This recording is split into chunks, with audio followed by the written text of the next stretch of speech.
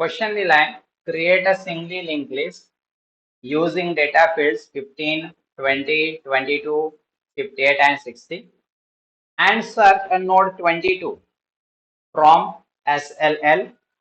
Show the procedure step by step with the help of diagram from start to end. आता या question मध्ये एक link list आपल्याला link लिस्टचे data fields दिलेले आहेत आणि त्यात 22 जो नोड आहे नंबर आहे तो शोधायचा आहे. म्हणजे काय करायचंय, त्या लिंक लिस्ट मध्ये 22 प्रेझेंट आहे किंवा नाही. जर असेल तर कोणत्या नंबरला आहे आणि नसेल तर ते पण आपल्याला सांगायचंय. तर सर्वात अगोदर आपल्याला एक लिंक लिस्ट तयार करावी लागेल आणि लिंक लिस्ट तयार केल्यानंतर मग आपल्याला नंबर सर्च करायचा आहे. तो अगोदर लिहून घेऊ. Given data fields R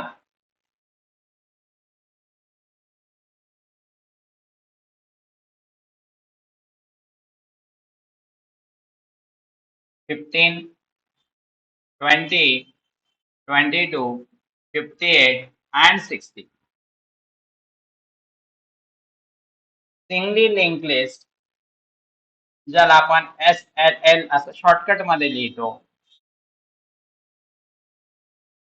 for above data fields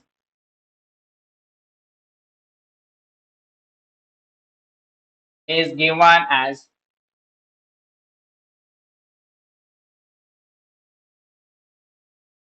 तो आपण लिंक लिस्ट डायरेक्टली तयार करणार आहे. तो आपल्याला सुरुवातीला एक स्टार्टचा व्हेरिएबल म्हणजे पॉइंटर घ्यावा लागेल.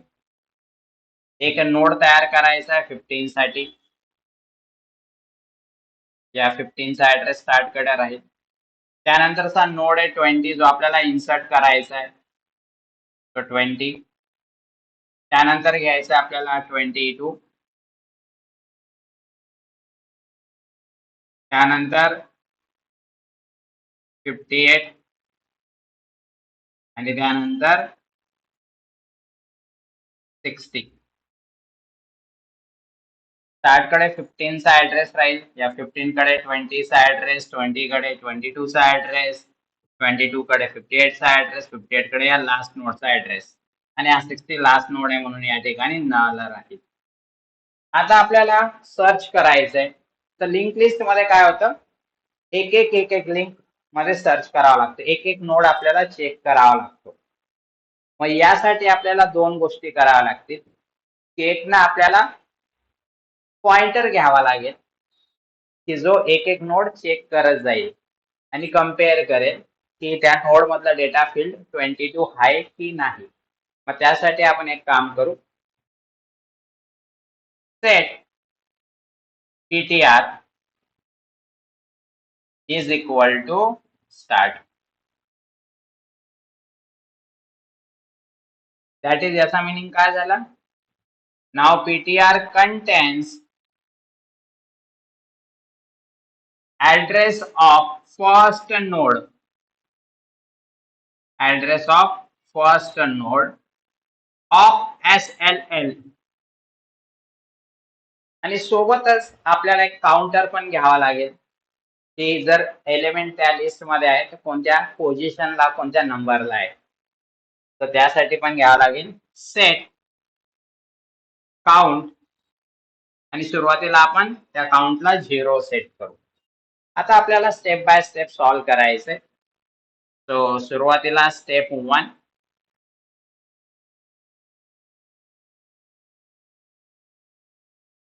ही डायग्राम आपल्याला परत ड्रॉ करावं लागेल. प्रत्येक वेळेस ही डायग्राम परत ड्रॉ करावी लागेल आपल्याला.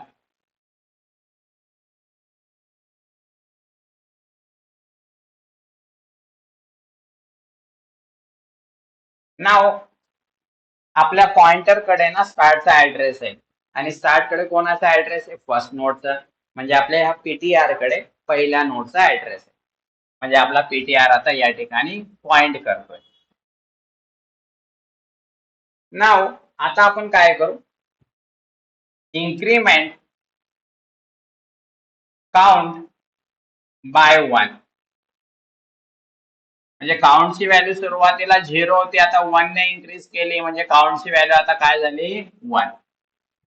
आता आपल्याला काय करायचंय, हा 22 जो आपल्याला शोधायचा आहे हा आणि इथला नंबर, इथला जो एलिमेंट आहे 15 हा कम्पेअर करायचा आहे. सो कम्पेअर कसं करतात लक्षात घ्या.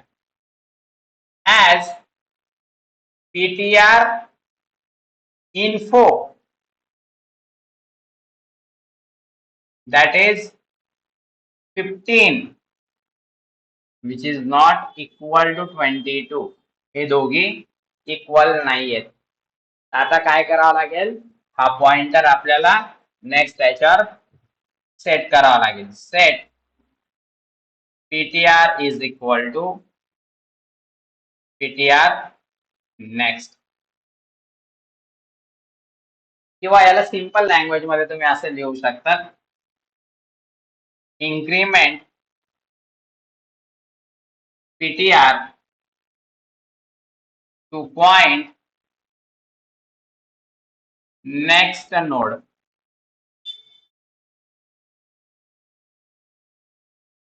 ठीक आहे. नाव स्टेप सेकंड. सेकंड स्टेप मध्ये ही डायग्राम आपल्याला परत ड्रॉ करायची.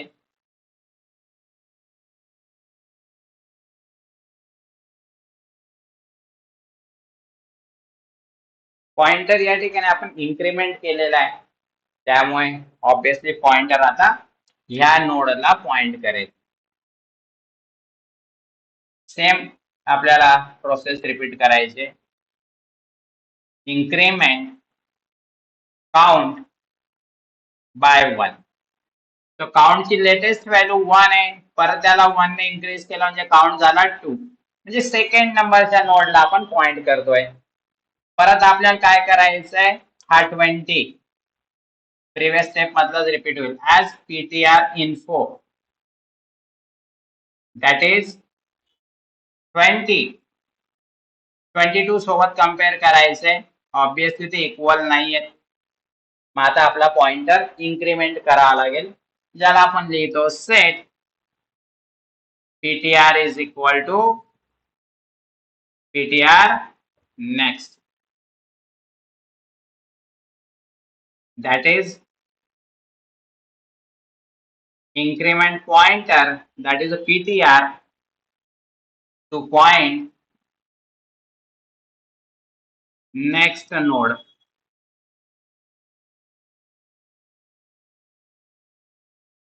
आता स्टेप 3 मध्ये ही डायग्राम आपल्याला परत ड्रॉ करायची आहे.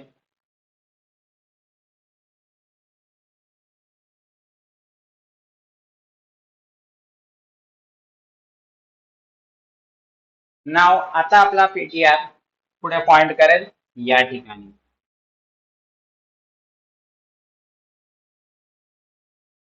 इन्क्रीमेंट काउंट बाय 1,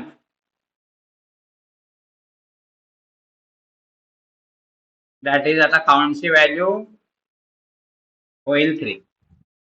आणि आता परत कम्पेअर करायचंय. ॲज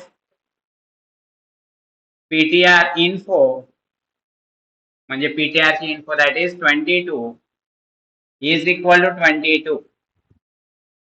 येस, आपल्याला आपला एलिमेंट मिळाला. सो शेवटची line that is element 22 is found at third position.